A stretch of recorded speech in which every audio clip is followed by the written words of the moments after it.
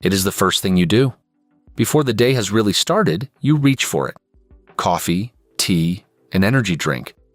Whatever your version is, until that first sip hits, you don't quite feel human. The fog won't lift. Then the caffeine arrives and something switches on. You feel awake, sharp, ready. It feels like the coffee just handed you energy you didn't have a minute ago. More than 80% of adults do exactly this every single day. Caffeine is the most widely used mind-altering substance on the planet. A tiny legal button that turns tiredness off. But here is the uncomfortable truth.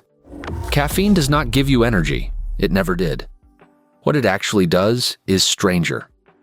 To see why, you first need to meet one small molecule, adenosine. Adenosine is the reason you get sleepy at all. Everything your body does runs on a tiny energy currency called ATP. Picture ATP as a battery, and adenosine is its core, wrapped in 3 units of charge.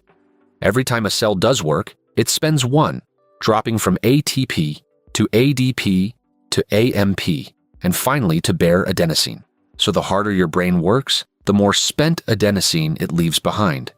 All day, that used up adenosine piles up in your brain.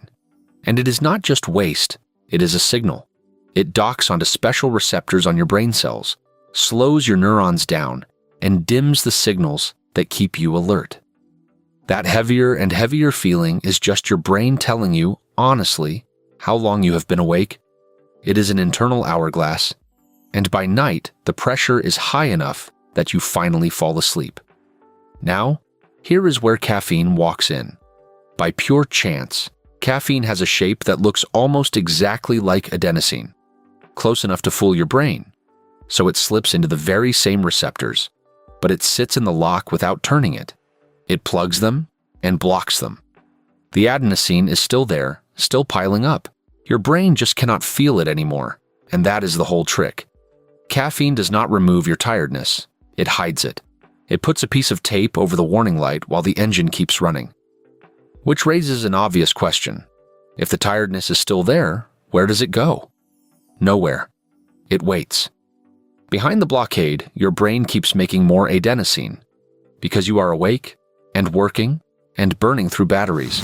Then the caffeine wears off, lets go of the receptors, and all that waiting tiredness comes rushing back at once. That sudden wall of exhaustion has a name: the crash. The exact mechanics are still debated, but the pattern is hard to miss. Whatever you blocked, you eventually pay back.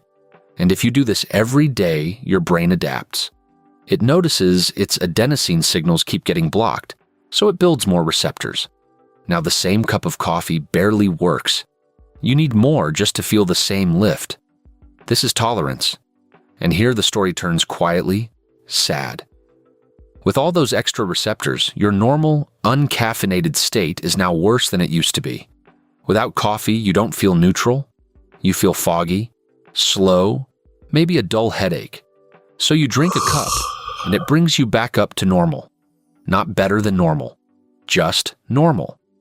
And that is exactly what the research shows. For regular drinkers, most of that morning boost is not a boost at all. It is relief. You are not drinking coffee to feel good. You are drinking it to stop feeling bad.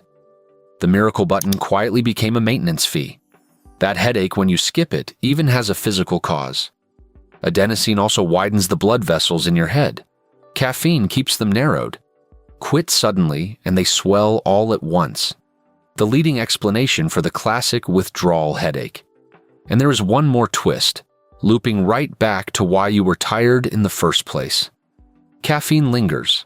Half of it can still be in your body 5 or 6 hours after you drink it.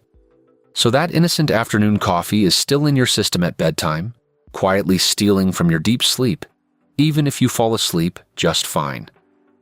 One study found that caffeine 6 hours before bed cut over an hour of real sleep.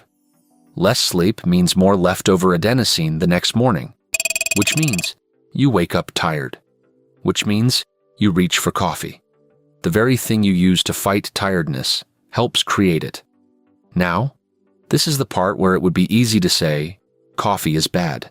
It is not. For someone who rarely relies on it, Caffeine really can sharpen focus and reaction time. Coffee itself is full of other compounds, and moderate drinkers tend to do just fine, sometimes even better. It is one of the most studied and safest drugs we have. The problem was never the coffee. It is the story we tell about it, that it is a source of energy. It is not a source, it is alone. So is there anything that works on the actual cause instead of just hiding it? Maybe. One substance scientists are studying for exactly that is creatine. Creatine helps your cells recharge that battery faster, topping ADP back up before it ever decays into adenosine. In theory, that means less spent adenosine piling up in the first place, and there is early evidence pointing that way. In people pushed through a night with no sleep, a dose of creatine helped their brains hold on to energy and think more clearly. But that exact less adenosine, less tired idea in the human brain is still just a promising theory, not a settled fact. It is not a magic powder. It is a research direction. Still, unlike caffeine, it might work with your energy system instead of tricking it. Which brings us back to your morning cup. Go ahead and enjoy it. Really. But maybe see it for what it is. Caffeine never gave you energy. It borrowed a few hours of alertness from later in your day and quietly handed you the bill when you weren't looking.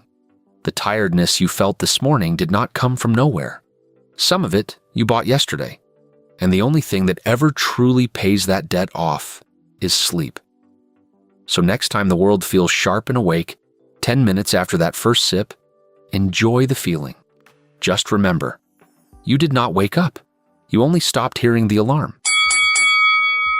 Before you go, we put a lot of work into these videos. So if this one was worth your time, a quick like genuinely helps us out. And if you don't want to miss the next one, consider subscribing. We'd also love to hear what you think. Leave a comment with your thoughts or an idea for a future video. We try to read every single one. Thanks for watching, and see you in the next one.